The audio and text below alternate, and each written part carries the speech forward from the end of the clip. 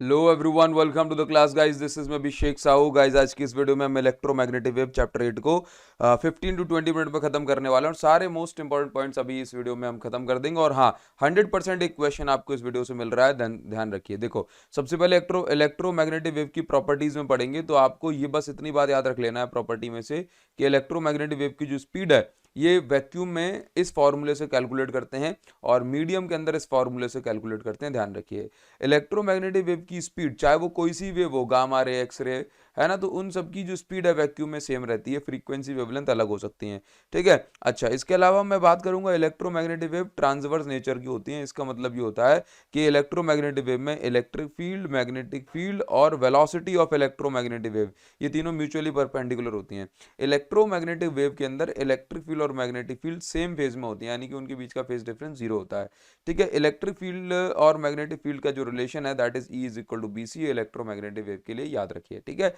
ये सारी प्रॉपर्टीज में तीन चार जो पॉइंट्स मैंने आपको बताया ये मोस्ट इंपॉर्टेंट है। अब ये वाले जो क्वेश्चन है ये बहुत ज्यादा रिपीट होते हैं, जिसमें हम डायरेक्शन ऑफ इलेक्ट्रोमैग्नेटिक वेव बताते हैं, ठीक है। बहुत बहुत ज्यादा रिपीट होते हैं, ध्यान रखो।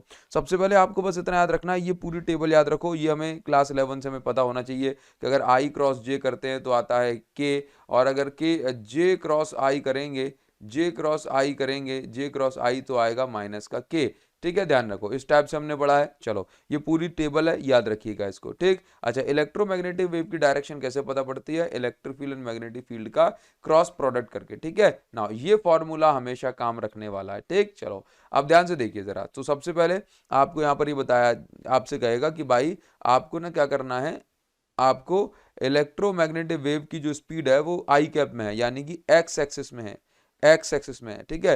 तो आपको इलेक्ट्रोमैग्नेटिक वेव ड्रॉ करनी है जिसमें इलेक्ट्रिक फील्ड और मैग्नेटिक फील्ड को जो है बताया गया हो। तो सबसे पहले आपको ध्यान रखना है कि क्वेश्चन में ये फॉर्मूले से हम जो है सारा काम करेंगे।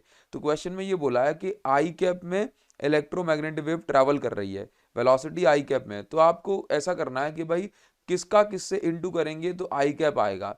तो आपने कहा कि जे का के से इंटू करते हैं तो आई कैप आता है, तो इसका मतलब इलेक्ट्रिक फील्ड जे कैप में आएगी और मैग्नेटिक फील्ड के कैप में आएगी, तब जाके वेलोसिटी आई कैप निकलेगी, ठीक है। ध्यान रखिए, इस टाइप से आपने देखो, आपको कुछ नहीं करना, आप बस एक काम करेंगे, ध्यान से देखना। ये एक, ये दो, ये तीन, ये एक हो गई, ये दूसरी तरफ से आपने जो है इसको ऐसे रिप्रेजेंट कर दिया, ठीक है, ये ऐसा दिखा है। अब देखो, यहाँ पे आपने एक्स दिखा दी, यहाँ पे आपने वाई दिखा दी, यहाँ पे जेड दिखा दी। तो आपको ये दिखाना है कि इलेक्ट्रिक फील्ड का है जे कैप, वेलोसिटी आई कैप और ये के कैप, ठीक है। ध्यान रखो भाई, उसने बोला है ना मैग्नेटिक फील्ड के कैप में, तो आपने यहाँ पे बी को के कैप में दिखा दिया, ठीक है। ध्यान रखो। अब जैसे मान लीजिए दूसरा क्वेश्चन, दूसरे क्वेश्चन में से आपसे ऐसे कह दे कि आपको वेलोसिटी के कैप में दिखानी है और इलेक्ट्रिक फील्ड मैग्नेटिक फील्ड को रिप्रेजेंट करो, तो कैसे करेंगे? तो ई क्रॉस बी का फॉर्मूला आपसे क्या कर रहा है, इलेक्ट्रोमैग्नेटिक वेव की वेलोसिटी कहाँ, के कैप। तो आपको क्या करना है भाई, किसका किससे इंटू करें तब के कैप आए, तो आई का जे से कर दो तो के कैप, यानी कि इलेक्ट्रिक फील्ड को आई कैप में, मैग्नेटिक फील्ड जे कैप में। अब इसका मतलब ये नहीं होता कि ये वाई एक्सिस है, नहीं, आपने वेलोसिटी कहाँ है बोला, के कैप में, तो आपने लिखा electric field I cap, magnetic field J cap. जहां भी लिख दोगे ई वो सही हो जाएगा। बस ये ध्यान रखना है कि इलेक्ट्रिक फील्ड है तो साइड में आई कैप लिखाओ और मैग्नेटिक फील्ड है तो जे कैप लिखाओ, इस इक्वेशन के हिसाब से, ठीक है। तो आप ऐसे इलेक्ट्रोमैग्नेटिक वेव की डायरेक्शन जो है बताते हैं। जैसे मान लो कि एक क्वेश्चन आपको ये मिल गया कि वेलोसिटी कह रहा है कि माइनस जे कैप में, तो बताओ इलेक्ट्रिक फील्ड मैग्नेटिक फील्ड कहाँ होगी। तो आपको बताना है कि किसका किससे इंटू करें तो माइनस जे कैप आएगा। तो हमने कहा आई का के से इंटू करते हैं तो माइनस के जे कैप आता है, तो आई इलेक्ट्रिक फील्ड में और के मैग्नेटिक फील्ड में। तो बस वैसे ही आपने जो लिख दिया, डायग्राम देखो सेम है, डायग्राम सेम है ना। तो आप इसको क्या लिख सकते हैं, वेलोसिटी माइनस जे कैप, बस ऐसे दिखाओ, ठीक है। चलिए बस ये डायग्राम, ये डायरेक्शन वाले क्वेश्चन मोस्ट इंपॉर्टेंट, ठीक। ये देखो, एक नंबर का क्वेश्चन मैंने आपको पढ़ाई दिया, इलेक्ट्रोमैग्नेटिक वेव में इलेक्ट्रिक फील्ड मैग्नेटिक फील्ड के बीच में फेज डिफरेंस जीरो होता है, ठीक है। आगे बढ़ेंगे। एक क्वेश्चन बहुत ही ज्यादा इंपॉर्टेंट है, मैं कहूंगा मोस्ट इंपॉर्टेंट है, कई बार रिपीट हुआ है, इसको समझना कि भाई क्वेश्चन में लिखा है कि ये बताइए एक एग्जांपल से कि इलेक्ट्रोमैग्नेटिक वेव में एनर्जी और मोमेंटम दोनों होती है।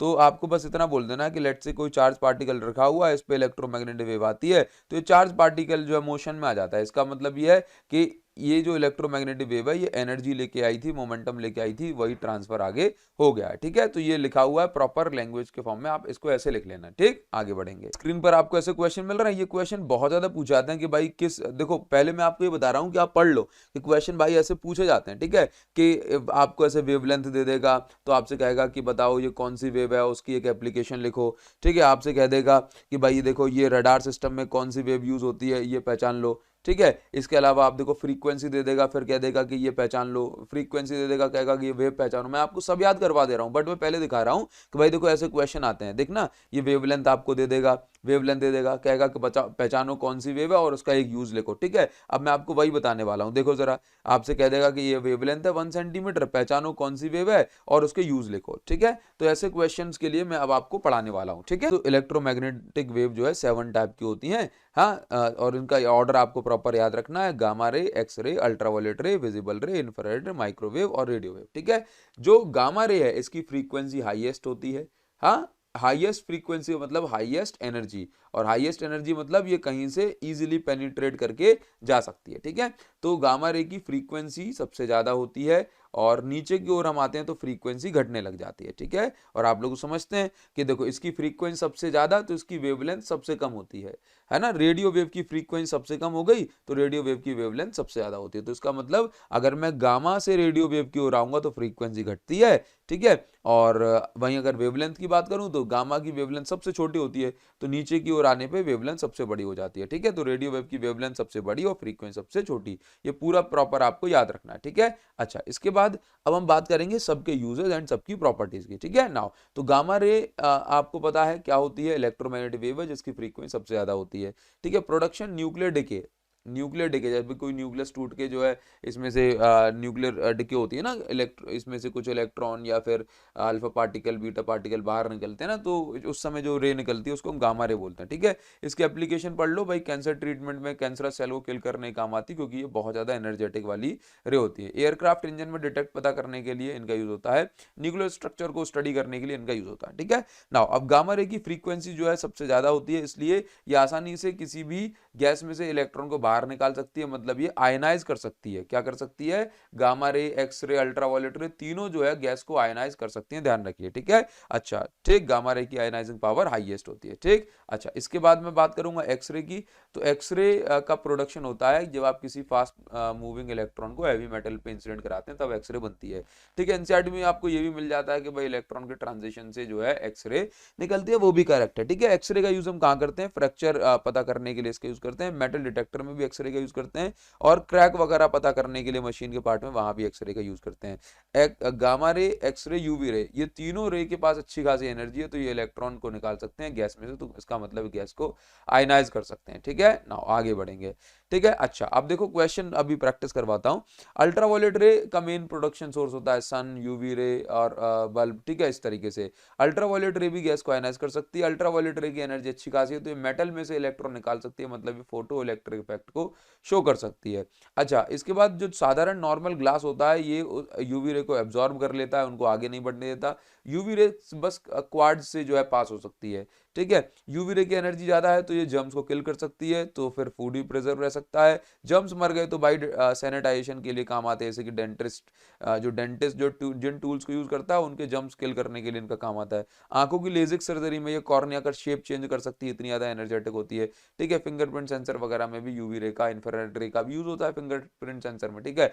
तो ये आपको पढ़ लेना। एक सवाल यहाँ पर जो है बहुत ज्यादा पूछा जाता है कि वेल्डर्स जो है ये चश्मा क्यों लगाए होते हैं, तो उसका बहुत सिंपल से रीजन है कि जब भी वेल्डिंग होती है तो वहां से यूवी रे निकलती है, यूवी रे निकलती है तो वो आंखों में जाती है, आंखें जो है इससे हमारी प्रॉब्लम होती है। तो एक्चुअल में जो यूवी रे है ना, ये जो नॉर्मल ग्लास होते हैं ना, मैंने अभी आपको बताया कि यूवी रे इससे पेनिट्रेट नहीं कर पाती, अंदर नहीं जा पाती, ठीक है। तो वेल्डर जो है ग्लास लगा जो चश्मा लगा लेते हैं कांच का, और या फिर मास्क लगा लेते हैं ग्लास का, ठीक है। तो यूवी रे से वो बच जाते हैं, उनकी आंखें जो है बच जाती हैं, ठीक है। अगर वहीं क्वार्ट्ज का हमने जो है चश्मा लगाया तो क्वार्ट्ज को ये पेनिट्रेट कर पाती है, नॉर्मल ग्लास को नहीं कर पाती, ठीक है। याद रखिए, बहुत इंपॉर्टेंट है, ठीक। यूवी रे के यूजेस मोस्ट इंपॉर्टेंट, इनको पढ़ के चले जाना अच्छे से, ठीक है।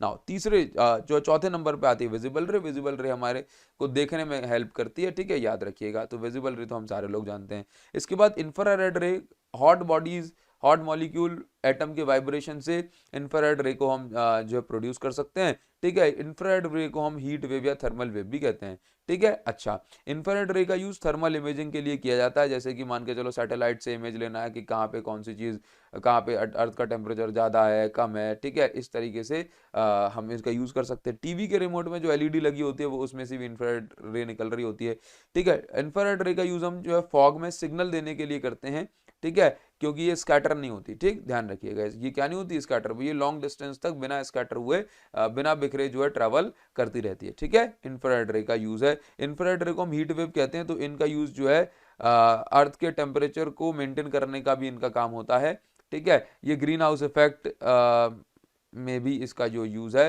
वो होता है, ठीक है, ध्यान रखिए। चलो आगे बढ़ेंगे। माइक्रोवेव का जो प्रोडक्शन है that is magnetron and klystron valve से होता है। माइक्रोवेव जो है इसका यूज हम रडार में करते हैं। रडार आप समझते हैं ना कि अगर हमारे जो है रडार का यूज बहुत सारी चीजों में होता है कि भाई जैसे वेदर फॉरकास्टिंग में भी रडार का यूज होता है, ठीक है।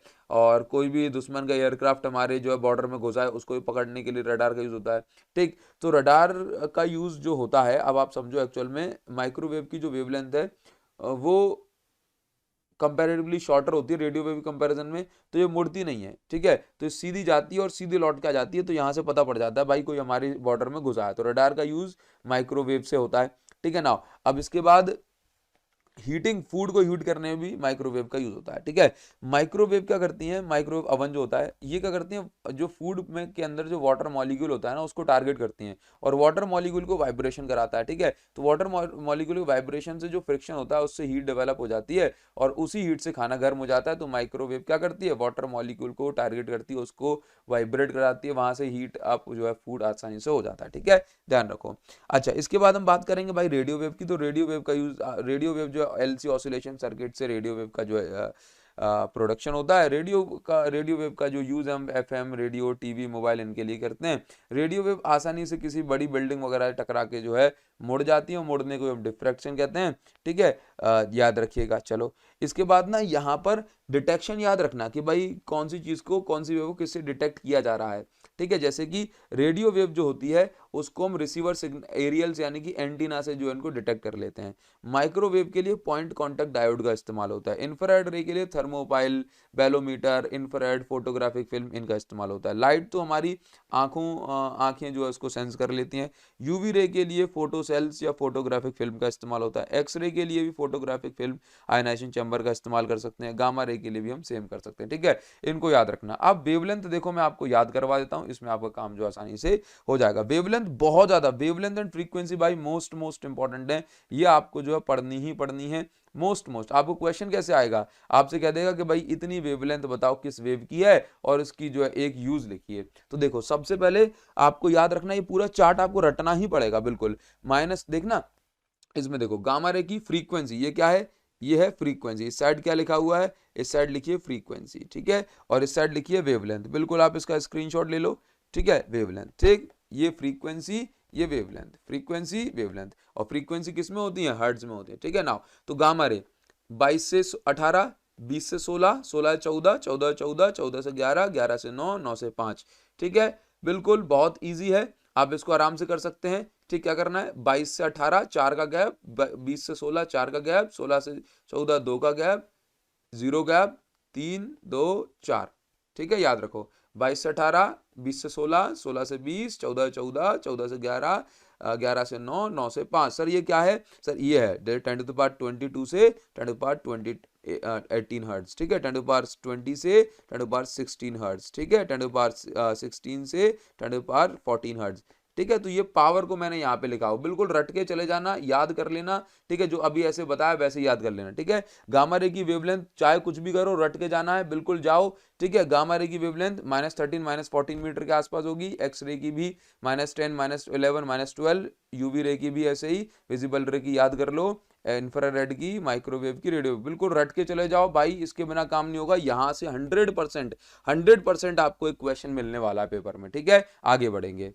अब देखिए यहाँ पर कुछ मोमेंटम का फॉर्मूला क्या होता है, इलेक्ट्रोमैग्नेटिक वेव का मोमेंटम है ना, तो मोमेंटम का फॉर्मूला याद रखो, P is equal to U by C, reflecting wave होगी तो 2u बाई सी, ठीक है, जैसे इलेक्ट्रोमैग्नेटिक वेव जाती है कहीं पे रिफ्लेक्ट करके लौट आती है, ठीक है नाउ। अच्छा, अगर रिफ्लेक्ट करके लौट के आ रही है तो फेज चेंज, जैसे मान के चलो इलेक्ट्रोमैग्नेटिक वेव में इक्वेशन ऐसी है, E is equal to E naught sine omega T plus K Z, ये लिखा है। तो रिफ्लेक्टिंग वेव के लिए यहाँ पर आ जाएगा E naught sine omega T minus K Z, ठीक है, ध्यान रखो इस तरह से इक्वेशन चेंज हो जाती है। रिफ्लेक्टिंग वेव होगी तो यहाँ बीच का साइन बदल जाएगा, ठीक है नाउ।